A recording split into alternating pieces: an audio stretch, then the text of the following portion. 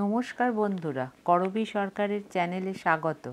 আজকে আমি খুব সহজ একটা রেসিপি নিয়ে এসেছি, কুমড়ো পাতার বড়া। এটা বানানোর জন্য খুব কম উপকরণ লাগে। কুমড়ো পাতার বড়া ভাতের সাথে খেতে পারেন, আবার স্ন্যাক্স হিসাবেও খেতে পারেন। এটা বানানোর জন্য কুমড়ো পাতা ভালো করে ধুয়ে টুকরো করে নিয়েছি। মুসুর ডাল 2 ঘন্টা আগে ভিজিয়ে রেখেছিলাম।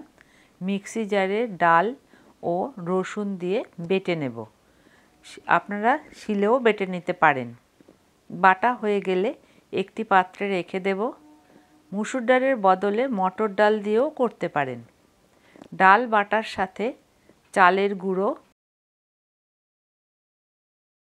হলুদ গুঁড়ো, লঙ্কার গুঁড়ো, কালো জিরে, কাঁচা লঙ্কা কুচি দিয়ে ভালো করে মিশিয়ে নেব।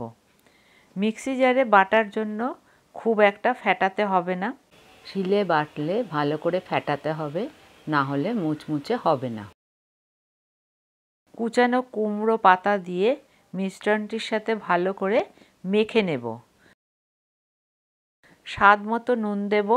নুনটা ভাজার আগে দিতে হবে, না হলে জল বেরিয়ে যাবে। মাখা হয়ে গেলে কড়াইতে সাদা তেল দিতে হবে। সর্ষের তেলেও ভাজতে পারেন। তেল গরম হলে বড়া ছাড়তে হবে।